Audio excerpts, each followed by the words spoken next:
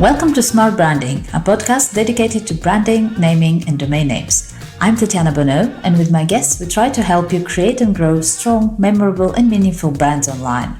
I believe time is one of our most precious assets, and so I want to thank you in advance if you decide to spend the next 30 minutes with us. I promise to do my best to make those worth it.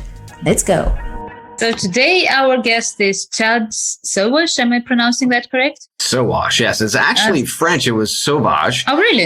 Sauvage, yes. And when we came to the U.S., much like most immigrants, whenever they said their last name, the person who just knew English just spelled it the way that they thought it sounded. So it went from it changed to Sowash. Nice. Oh, Sauvage. Oh, yeah. Okay, that's cool. That's cool. Yeah. So Chad has a background in military and HR, and is, shall we say, the better half of Chad and Cheese podcast. Of course. Oh yeah. Of course. Since you're there, so yeah, that fits. Pandering. It's okay. Pandering's good.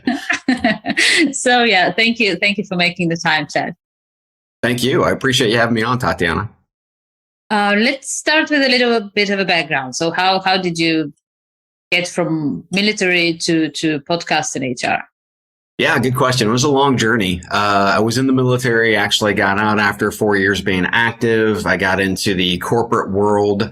I stayed in the reserve portion of the military, but I did go into the corporate world, and I ended up in radio for a few years, which is really interesting because radio was just starting to turn digital. It was analog and it was going digital. So I was able to learn a lot of the technologies that we use today in podcasting for editing and producing and those types of things.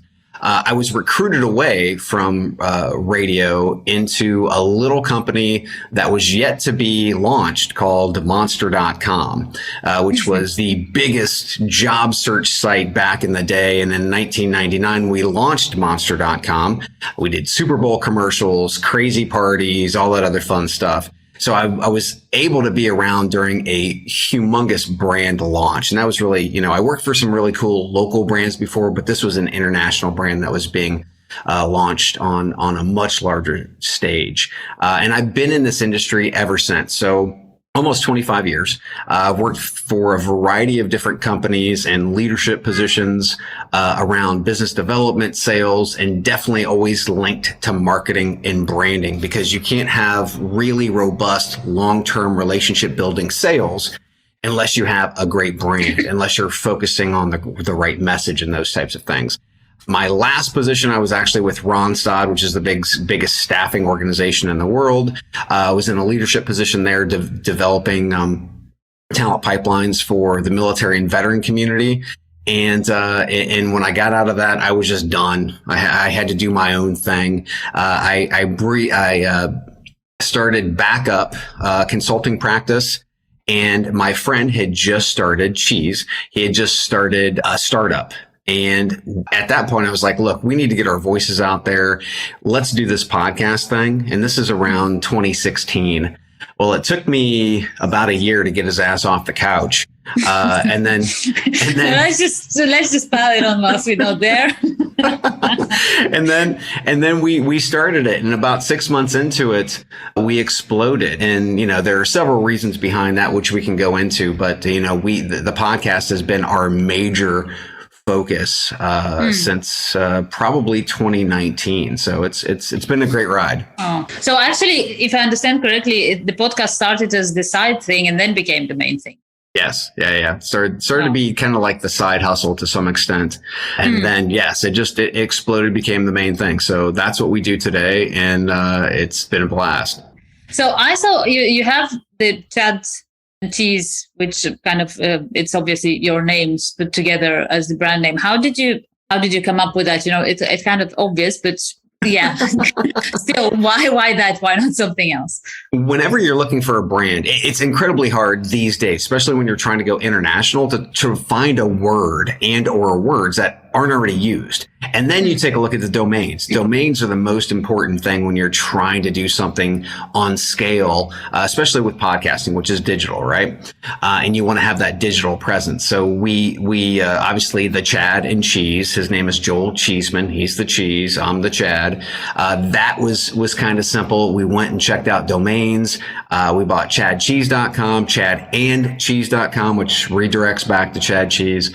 We bought a variety of other ones that we also redirected, but we'll probably use at a later date. But that's the thing, is that when you're looking for, and it's not easy, when you're looking for a company name or a brand, many of them are already taken, especially just the common ones, right? So you've got to look past that. And we were lucky enough to have Chad and Cheese, and nobody else was using it. Yeah, that's quite unique. I did notice that you registered the with and without the and I was like, okay, so those guys are serious. It does send that message, and I don't think it's just me. And I oftentimes say that to people, like, I'm looking at it because it's part of my job, and I have that, like, I'm walking around the street and going, aha, they have whatever domain name. It's just yeah, it's horrible. But I don't want to imagine what doctors think when they're walking around. And I often say that to entrepreneurs that, like, I'm looking at it in that way, but the average, regular, normal user, they may not think about it. But, like, if you're called Chad and Cheese, your main domain name is Chad Cheese, and somebody ends up sending an email to or typing what they heard, chadandcheese.com, and they don't find you, right? That's like disrespect to them. You've just wasted their time. Yeah. You've got to make it easy, and that's what branding, sales, messaging should be about. I work with startups a lot, and most of them try to really work on the side of complexity because what they do is different than everybody else. And it's like, no, you've got to focus on, if it is different, you have to be incredibly simple, right? And I go by the KISS method: keep it simple, stupid. Because you need to keep it simple, because I'm stupid, right? That's what it comes down to. So whenever we're doing something, Joel and I are always bouncing things back and forth. And when things get too complex, we're like, is that simple enough? Because it has to be simple. And I don't remember who said it. It must be someone smart, but there was that saying of, like, if you can't explain your subject of expertise, your subject of interest well enough to a level where a 3-year-old can understand it, then you don't know it well enough. Yeah, exactly. Which is our byline is the Chad and Cheese, HR's most dangerous podcast, right? That's just what we are. We can have different discussions into that, but it's also got to be something that's alluring, something that kind of drags you in and says, okay, what makes you the most dangerous podcast? Or you know what I mean? Yeah, what makes you the most dangerous podcast? Well, right out of the gate, it's funny because our whole thought process was, most of the HR podcasts out there are boring as hell. And, our space really isn't boring, but from the outside looking in, if you listen to these podcasts, they were boring. So what we wanted to do is, we thought, what would two guys in a bar at a conference, what would that sound like? Well, it wouldn't sound like any of these podcasts. There would be expletives, obviously be dropping F-bombs. You would be talking exactly how you feel. You wouldn't have this politically correct thing that you had to say. You just said what you felt, and it was what it was, and allow things to drop where they may. And we're like, let's try that with a podcast. And because nobody's doing it. So there was a gap. I automatically thought that, kind of like the older female demographic would not enjoy that because there are a couple of white dudes. There's enough of that already, right? I get that at the office. But they love it because, for the most part, we have people coming up to us at events saying, you were saying what I've been thinking for 20 or 30 years. So we've been embraced by the community, not just guys who look like us, but people who don't even closely resemble us, which is awesome. And that's the thing that makes me the most happy. And you touched on a bit, because obviously, like, if the podcast was nonsensical and just like everybody else, it wouldn't have took off, wouldn't have taken off.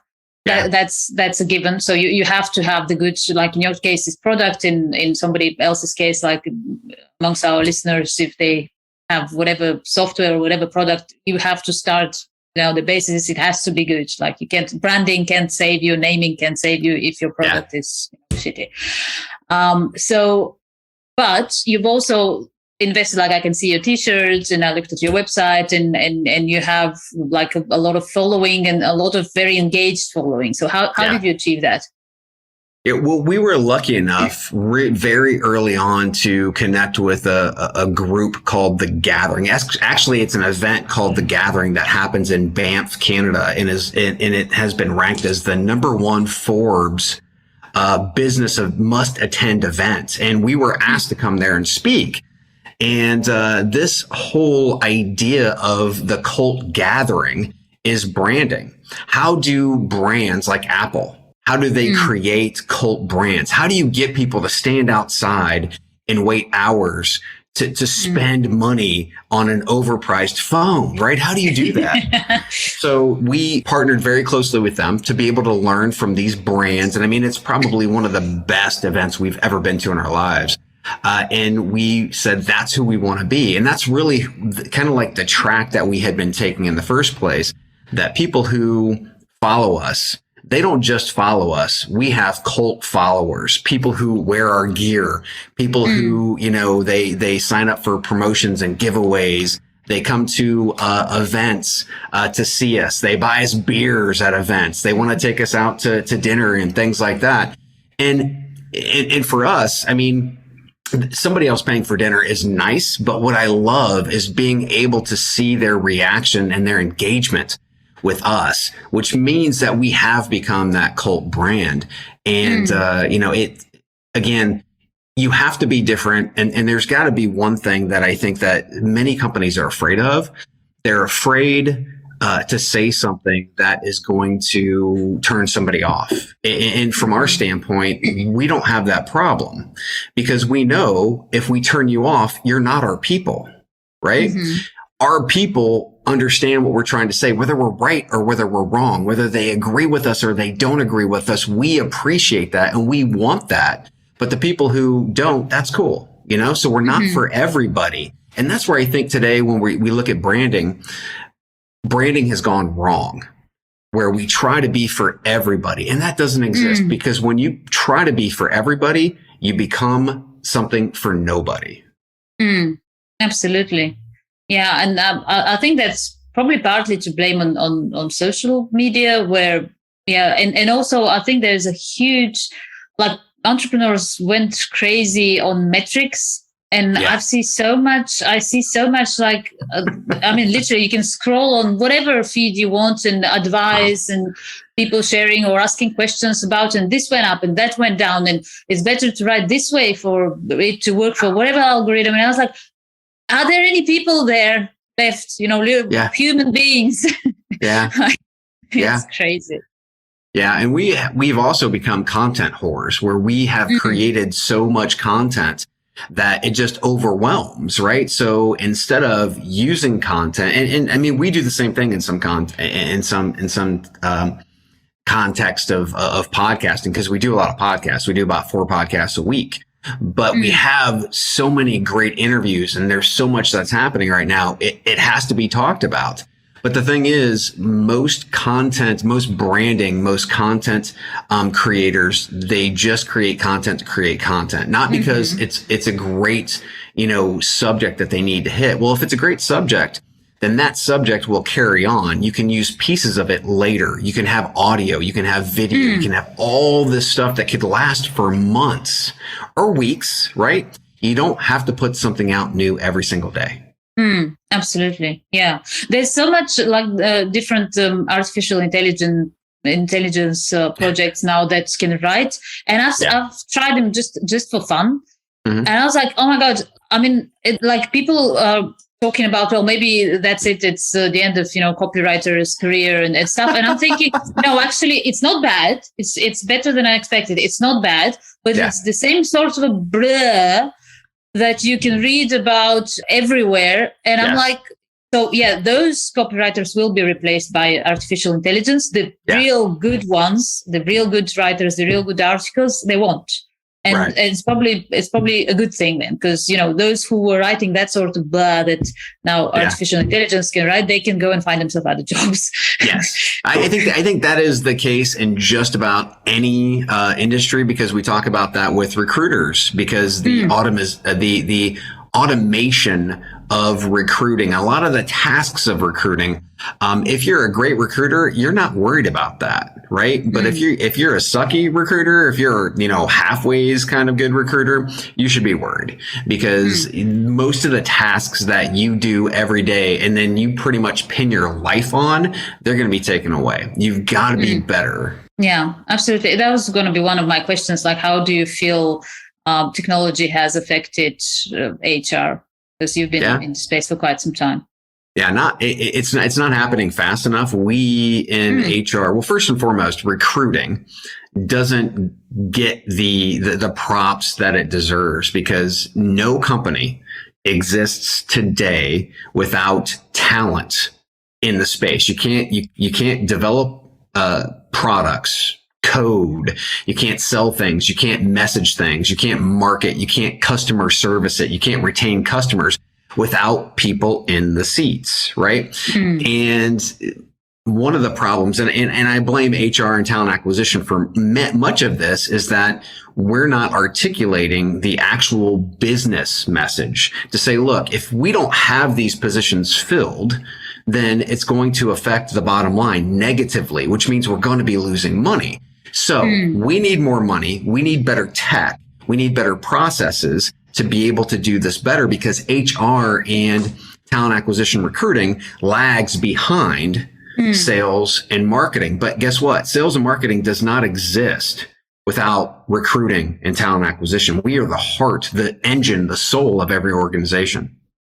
Absolutely. And I think, it's crazy that you still have companies that are not even that small, quite a decent size, that don't even they wouldn't even have an HR, or they would feel, that whoever can do that. And it's like, nope. Yeah. So it's just, And on that, what do you feel are some of the most common mistakes entrepreneurs make when it comes to recruitment? Yeah, recruitment. I think a lot of it, and this is broad based, because I do advise startups, is discipline and focus, right? Or the other way around, focus and then the discipline beyond the focus. One of the things that we need to do is try to stop this for everybody thing. We know who our niche is. We know who our target is. That's who we go after. As we understand our total addressable market, we have to try to not go after more and more and more, because, you don't have the resources. You don't have the funding. You have to be able to be focused. You have to be able to be disciplined. The same thing with recruiting. If you're ready to start building a marketing department, okay, that's great. If you're not, you have to wait. You have to wait till those phases of your business are ready, right? So it's all about focus. It's all about discipline in all of the aspects of what you do. And at what stage would you say, that might be a silly question, but I just came up with it now. At what stage would you say a business should either have an in-house HR specialist or turn for advice to an agency? Yeah, I think that has to do with growth and the size of the organization, how many people you actually have. It should happen relatively early, though, because you need to be able to build infrastructure. And I'll use a sales analogy. When you build sales teams, and I've done this before, you have to build infrastructure so that you can scale for growth, right? And this is one thing that businesses are very, very focused on. How do we scale for growth in revenue? Okay, that's great. But how do you scale for growth in actual people? Because again, you can't have product, you can't have sales, you can't have customer service, you can't have any of this without talent acquisition, recruiting, HR, so on and so forth. So even while you are focusing on, because I know revenue is incredibly important, and to be able to tell a CEO you need to start with HR before sales, they're just not going to listen. You should try around the exact same time to start looking at infrastructure, building infrastructure, and then how it's going to scale. That's another thing that startups fail to do. They just put a person in and they don't focus toward the future. They do in sales for the most cases. How do we scale? But they don't from a workforce standpoint. And that is even more important than sales, because again, we're HR and talent is touching more than just that sales department, marketing department, development, product, so on and so forth. Do's and don'ts for HR specialists. Can you say on that? I would say do embrace automation, because it's going to take the mundane and the tasks that just suck your day away. It's going to take that away, and look for those, right? So look for those platforms that can actually help you take away that, so that you can do the human part of human resources, right? Because we've gotten away from that. And here's just a quick story. So what happened was, we had newspapers, and then to be able to apply, for the most part, you'd had to go in and actually fill out an application. Well, there's only so many people that are going to be able to do that, right? Versus if you put it online, you open it up to everybody, and then a flood of resumes start coming in. That is incredibly hard to manage. And then as that grows, what happens? It's called the black hole. Most of those individuals are never touched. They're never even told whether they got the job. They were even, even in the process, right? So that hurts our brand dramatically as well. So from our standpoint, what we need to be able to do is use automation to ensure that we're providing a great candidate job seeker journey, while we can actually be humans and provide that white glove approach and touch, velvet rope kind of VIP treatment to individuals who we really want to get into the interviewing process, and we really want to get into our organization.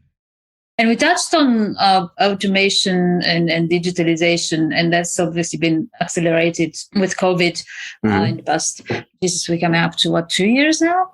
Yeah. Actually, we forgot about COVID, but when it was there.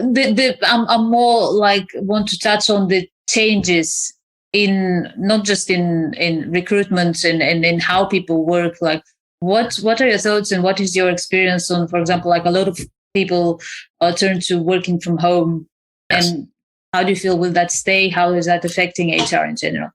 Yeah, I think it's pretty amazing because, companies for decades have said you can't do this job from home.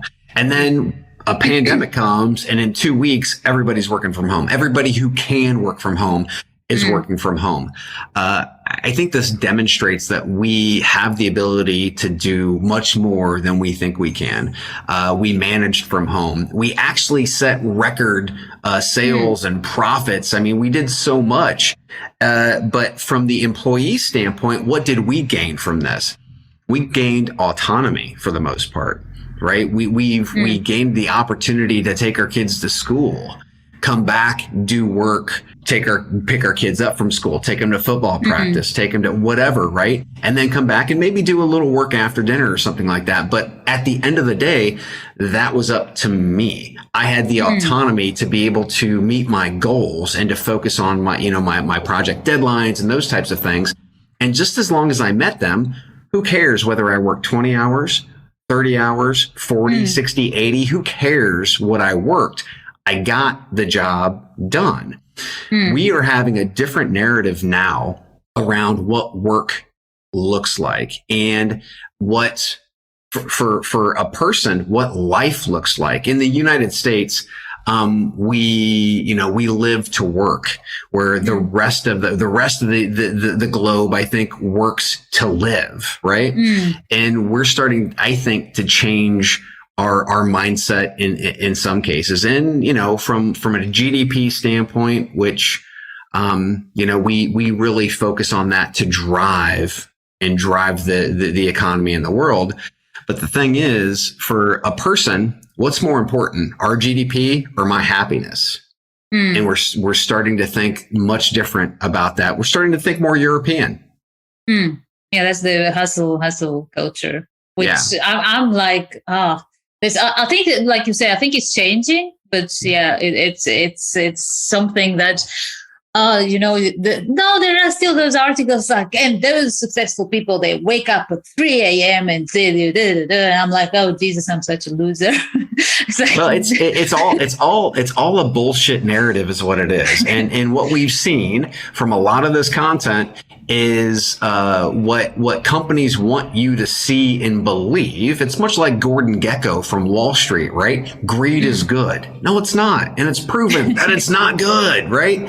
And for us, if I'm getting the job done, it doesn't matter. You shouldn't have to be watching me and monitoring me on my computer, for goodness sakes. Yeah. If I get it done, I get it done. If I don't, that's a problem. Yeah, and I've always thought that you have that where people are like, yeah, but if people work at home, how am I going to see what they're doing, and how can I trust them? And like, if you have those problems with those people, like if you don't believe, if you're not sitting behind their back, they're doing their job well, then you shouldn't be working with those people anyway. No, you should not be managing. You should not be managing and or leading people. If you can't actually set up goals, and this is more, I think, from my military, framework days, my brain is, if you don't, I didn't have to watch people to know whether they were doing what they were supposed to be doing or not, because I saw if the job was getting done. If they are not setting goals and objectives, that's on the management. That's not on the worker. I don't know what you're doing. Well, that's your fault. You should be setting up goals and objectives that I should be hitting on a daily basis. And then you would know what I would be doing. So they try to turn the narrative to the employee and, oh, we have to watch them because that just means that you're a horrible leader because you didn't set up the right framework to ensure that the entire team was actually doing what needed to get done, so that as a team, we can get the job done. Absolutely. That's funny. It's kind of, I make that parallel in my head because one of my kids had an extra. So the teacher gave her an hour extra at school, which is usually reserved as a punishment for when they misbehave. She did that for her not having a great mark in some whatever test they did.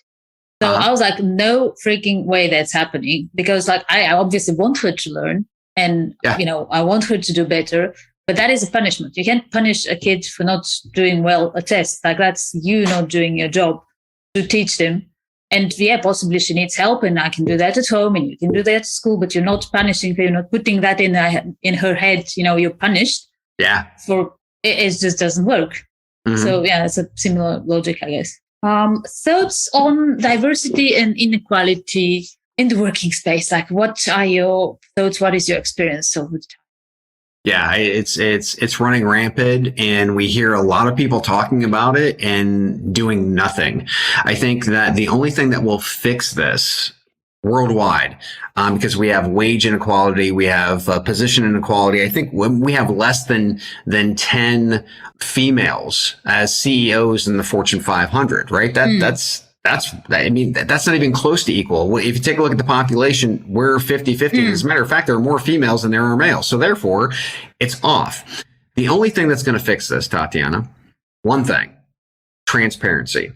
If we get out there and we demonstrate from top to bottom who's getting paid what, who's in what roles, who's getting, promoted, et cetera, et cetera, et cetera. If we provide transparency, then we can point out where the problems are at. But the problem is we're not transparent enough. I know in Europe, you guys are much more transparent than what we are in the US.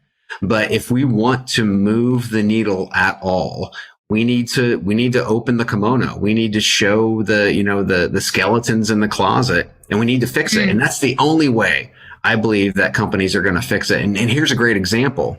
The women's soccer or football team, they actually went to court and they won, or they actually, they got a equal deal with the men's soccer team, right? Because they were getting paid less. Now, the women's soccer team was much more successful. They'd won championships, they'd won World Cups, and the men team, to be quite frank, sucked comparatively. But yet, the women were getting paid less. Well, only because of transparency and the women knowing what they were getting paid versus what the men were getting paid. did that allow for equity to happen? That to me is really just an example of what we need to do on a much broader scale, top to bottom. Transparency, definitely. And I think also everybody should feel involved and do something, even if it feels like a small thing. And I've thought about that because you mentioned the football team. We had some school event with the kids. Jesus, I talk about kids a lot. Now I'm like, I'm not the typical mother. But we had that school event, and it was about exactly that. It was about inequality in sports, and there were like pictures and talks about women in sport and how they're underpaid and whatever. But like me working in marketing, I know. And I'm all for equality, and it should be transparent. It should be open. But I also am very aware of we are each one of us part of the problem, because I was walking around there and I was like, I'm not a huge fan of football, but I can probably like close my eyes and name 10 footballers from men football. I cannot name one woman. I cannot. And the problem is, sure, we can demand higher pay, but if there's not, if people are not filling up stadiums and are not watching those games, there's no advertising budget, there's no budget to pay.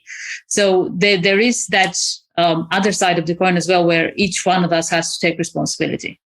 I agree. But the thing is, on the women's U.S. soccer team, they had more people in the stands. They had more money coming in. They actually, they outshined the men's soccer team when it came to revenues, which means, to be quite frank, they should be getting paid more than the men. So I agree with what you're saying. But in this case, entirely just unbalanced.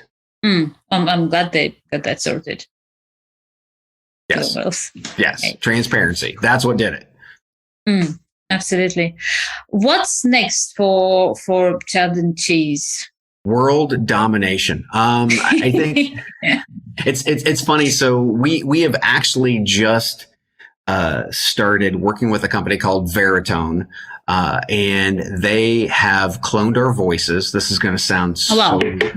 Okay.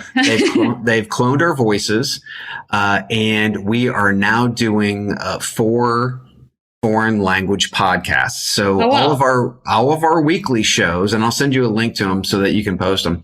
All of our weekly shows are now, our cloned voices are translated into French, into Spanish, into German, and Portuguese. So we have 4 additional shows to our Chad and Cheese podcast that we have right now. So you can go search the Chad and Cheese on Spotify or Apple or what have you. And from our standpoint, many people are like, oh, wow, that's really going to grow your audience. And it's like, well, that's not 100% of why we're doing it. We're doing it to demonstrate that we know that those individuals are listening to us. We have listeners in France. We have listeners in Germany. We have listeners all over the world. But it's our start to demonstrate that, we talk about tech and automation and all the coolness that's happening out there. We should be embracing it as well. And we should be pressing other people to do the exact same thing. So if you go to Spotify or wherever you listen to podcasts and just look for the Chad and Cheese, you'll find the Chad and Cheese podcast, which is in English. That's our native tongue. And then you will find our cloned voices. I kid you not, synthesized cloned voices. I didn't even know that's doable. Yes. And Veritone, a partner of ours, and they're in one of our sponsors, Panda Logic. We're working very closely with them because AI is like a puppy. Okay. You don't just get AI and AI is perfect right out of the box. You've got to work with it. It's got to train. It's got to learn. You've got to teach it not to go, in the house, right? You got to teach all these things. And that's what we're doing with it now. So I think we have like 4 episodes out in these foreign languages, and we're just tweaking every week, and it's been a blast. So that's our thing that we're working on now. And then we're going to be moving toward a video version of the podcast. There's a lot of work to be done, Tatiana. There's a lot of work. Yeah, that sounds like it. I was just going to say, you do the podcast, you mentioned you have events, you have sponsors. Can people just like reach out to you for advice, or what type of services or things can you help with? Yeah, you can go to chadcheese.com and there's a contact form there. And we have people reach out to us all the time to be able to, we get at least 20 requests a day for people to come on the show from an interview standpoint. But we also get startups. We get companies who've been around for a while to, either have us come on site and have a day with them and their teams, and or maybe just a quick 15-minute call to be able to talk about the market and those types of things. We want to be accessible as much as we possibly can because our listeners and that feedback and that engagement is really our life's blood. We sit behind a microphone like this, talking to each other, in different locations, and we put it out there, and we know that people listen because we see the download numbers. But until you get that response and that reaction, that's what we live off of. That's how we live and breathe. All right. Well, it's been a pleasure. I was going to say, where can people reach you? Last thing. I'm obviously going to include all the links in the comments after, but yeah, just... You can Google Chad Sowash, Sowash. I'm the only one, I believe, in the world. You can go to LinkedIn. Hey. I'm there. Click on connect on LinkedIn, or go to chadcheese.com or the Chad and Cheese podcast, wherever you listen to podcasts. Wonderful. Well, thank you, Chad. It's been a pleasure. Thank you. No, it's been great. Thanks so much for having me on. Thank you for joining us in this episode of Smart Branding Podcast. Feel free to visit smartbranding.com for more information and reach out if you have any suggestions, questions, ideas, or just want to learn more about how a good domain name strategy can help you build a strong and successful brand. See you next time.